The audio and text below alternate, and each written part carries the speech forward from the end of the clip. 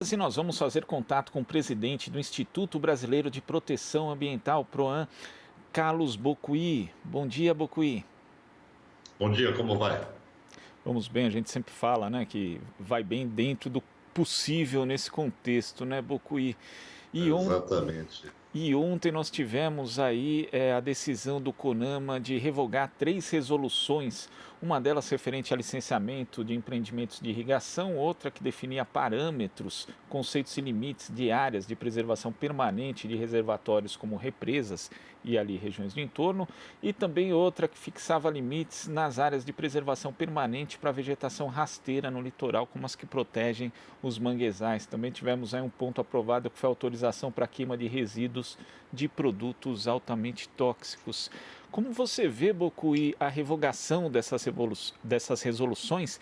Elas estão dentro, na verdade, naquilo que você definiu uma vez aqui no ano passado em entrevista ao Jornal Brasil Atual como estado de exceção ambiental? Eu acho que nós estamos passando por um grande retrocesso ambiental no Brasil, e isso, conforme foi anunciado pelo ministro Ricardo Salles, de uma situação em que se proporcionaria a passagem da boiada, né? Então, o CONAMA, no dia de ontem, ele assistiu essa passagem da boiada. Primeiro, no CONAMA foi feito um trabalho pelo ministro do Meio Ambiente no sentido de abrir a porteira, que foi modificar a composição do conselho, instalando uma maioria governamental, né, onde a representação do governo federal mais o setor econômico passaram a ter 51% dos votos. Essa transformação do CONAMA facilita qualquer decisão que o governo queira ter. E aí, o que me parece que hoje é objeto da ação do ministro Ricardo Salles é aquilo que ele prometeu, a facilitação, né, cada vez maior na área ambiental, e para isso, aquelas resoluções que são protetivas, que protegem áreas de restinga, que protegem APPs urbanas, aquelas resoluções que protegem, deveriam ser objeto de licenciamento para irrigação, elas passam a ser objeto de revogação, não é? Então, é uma forma de você eliminar, né, a boa norma ambiental e deixar essa situação de empreendimentos, tanto imobiliários como empreendimentos da área do agronegócio, mais fáceis, não é? Mais passíveis de aprovação. E aí eu chamo a atenção para a lógica que o ministro utilizou, que em vez de ter normas nacionais, né, muito eficientes para todo o território nacional, você passa a ter normas que seriam reguladas pelos estados, pelas unidades da federação. Isso significa o seguinte, que o estado pode ter uma norma mais restritiva e outro pode ter uma norma menos restritiva, o que geraria uma concorrência entre os estados e uma verdadeira guerra fiscal, digamos assim, né? Então, determinados empreendimentos, eles poderiam, por exemplo, buscar estados que tivessem menor restrição ambiental para se instalarem, né? Isso é lastimável, porque isso destrói a política nacional do meio ambiente naquele conceito de que compartimentos ambientais específicos, eles devem ser protegidos nacionalmente, não é? Porque eles têm uma característica ambiental que necessita dessa proteção. Então, eu vejo esse ato ontem ocorrido no CONAMA como o maior ataque que o governo federal fez à área ambiental. Agora, toda modificação de resolução no CONAMA exige ali um processo que tem discussões técnicas, também discussões do ponto de vista normativo. Essas etapas foram atropeladas no que resultou ontem nesse episódio da revogação das resoluções, Bocuí? Olha, as resoluções referentes a APPs, a 303, perdão, a 302 referente à APP urbana e a 284, que se refere a empreendimentos de irrigação, elas não foram objeto de debate técnico-científico, debate com a sociedade, para que a resolução amadurecesse dentro do Conselho, através de um debate público, para que elas fossem para a plenária. Não é? Então, o modus operandi do CONAMA foi sempre esse: você cria o debate numa Câmara Técnica, esgota o assunto do ponto de vista do debate técnico, né? Primeiro um grupo de trabalho, depois uma Câmara Técnica, depois passa por um crivo jurídico e finalmente vai para a plenária. Né? E isso não aconteceu. Houve um debate para verificar se determinadas resoluções elas seriam revogadas em função de legislação superveniente, ou seja, legislação já existente, como o Código Florestal. Isso foi há 3 anos atrás. E, à época, eu estava no CONAMA, pelo PROAM, pela minha entidade, e nós fizemos a solicitação que essas resoluções elas não fossem votadas na plenária, porque elas eram importantes, elas eram resoluções que tinham caráter protetivo. Por exemplo, a 303 é o único instrumento brasileiro legal que protege áreas de restinga no litoral. Então, se você retira a resolução, tira a validade da resolução, você perde essa proteção. E o CONAMA, à época, 3 anos atrás, entendeu isso e não mandou para a plenária. Não é? Então, houve uma sinalização clara de que a matéria, que tinha sido apenas discutida juridicamente para saber se havia legislação concorrente com relação a ela não foi para o debate por uma questão de mérito, porque ela trazia em si elementos importantes. E agora, o que o ministro fez foi simplesmente pautar em caráter emergencial, para a revogação. Né? Quer dizer, não se discute o mérito, apenas a revogação através de um parecer jurídico feito pelo Ministério do Meio Ambiente que recomendava essa revogação. Então, ficou muito fácil, né? Se você consegue um parecer jurídico que diz que a resolução deve ser revogada, o Conselho Nacional do Meio Ambiente pode pautar essa resolução para que ela seja revogada, votada em caráter de urgência, sem uma discussão do seu conteúdo técnico-científico. Né? Ou seja, é uma forma muito pouco apropriada, antidemocrática, anticientífica de se fazer política ambiental no Brasil. Agora, isso aconteceu também por um fator que você mencionou, Bocui, que foi a modificação da composição do Conselho, promovida ali no ano passado pelo presidente Jair Bolsonaro. Isso acabou desvirtuando os princípios que nortearam a própria criação do Conselho, que era abarcar a participação da sociedade civil? Olha, essa é uma discussão muito interessante. Primeiro, porque o Brasil tem uma perspectiva de gestão participativa muito clara, muito consolidada na Constituição Federal. Né? Nós somos uma república democrática e a gestão ambiental ela é consagrada e ela deve ser plena, né? Ela deve ser efetiva. E aí havia uma composição do CONAMA que ela era uma composição onde todos os segmentos estavam representados e havia uma ampla representação da sociedade civil. Não era o que nós desejávamos.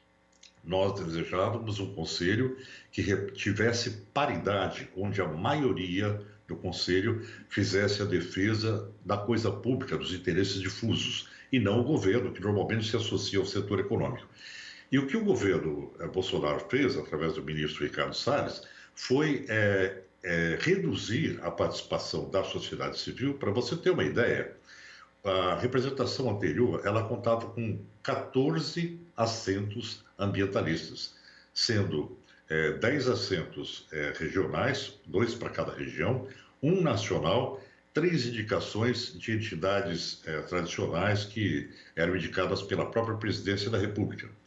E aí, dessas 14, ontem, votando no CONAMA, apenas 2 entidades estavam lá, porque foram nomeadas, de acordo com a nova composição, apenas 4, sendo que 2 entidades elas desistiram do mandato em função do período que se configurou como antidemocrático. Essas entidades pediram o seu afastamento. Então, o Conselho Nacional do Meio Ambiente ele está praticamente falido do ponto de vista de gestão participativa. Bom, e para finalizar, na composição do Conselho, o governo federal mais o setor produtivo tem 51% dos votos, né? Ou seja, qualquer medida que o governo federal queira tomar via CONAMA, que ele propuser em conjunto com o aval do setor produtivo, ele aprova sem necessidade de apoio dos governos municipais, dos governos estaduais e da sociedade civil. Agora, falando em setor produtivo, justamente, Bocui, quais os principais interesses econômicos que são contemplados com essas mudanças? Olha, a Resolução 303, que ela foi revogada, ela tratava da proteção das áreas de restinga. Restingas são aquelas áreas do litoral que começam a partir do pré-mar, onde termina a praia, onde chega a maré, e ela vai para dentro do continente 300 metros. E ela tem uma vegetação arbustiva, que é característica de restinga, e essas áreas elas têm importante função ecológica, que é proteger a zona costeira, a linha da costa brasileira, da intrusão do mar, né? Você tem uma maré alta, com a incidência dos efeitos do aquecimento global, você precisa ter anteparos muito claros, né? Como não aconteceu quando houve o tsunami no Oceano Índico, né? Que é aquele famoso último, que o litoral foi devastado porque as restingas foram retiradas para dar lugar a bangalôs, né? A especulação imobiliária. Então, o Brasil necessita desse instrumento poderoso que protege a linha do litoral e acaba protegendo também as áreas de manguezais. É um compartimento ambiental importantíssimo e cada vez mais importante devido ao efeito do aquecimento global. E o que o governo fez foi liberar essas áreas. Então, qual é o efeito? Quem é que tem interesse nisso? Resorts de hotéis na região do Nordeste brasileiro, carcinicultura, ou seja, nós entramos num processo de grande especulação imobiliária desses compartimentos ambientais que são importantes para a proteção ambiental brasileira, né? No caso das APPs urbanas, nós estamos falando aqui de especulação imobiliária, da falta de recuperação dessas áreas, que era o que concedia, através dos seus critérios de área urbana consolidada, a Resolução 302. E na Resolução 284, o que se beneficia é o agronegócio, na medida em que o licenciamento ambiental dos empreendimentos de irrigação, eles foram eliminados, tá? Então, essa perda, ela atende principalmente dois interesses: o interesse imobiliário, né, e o interesse do agronegócio.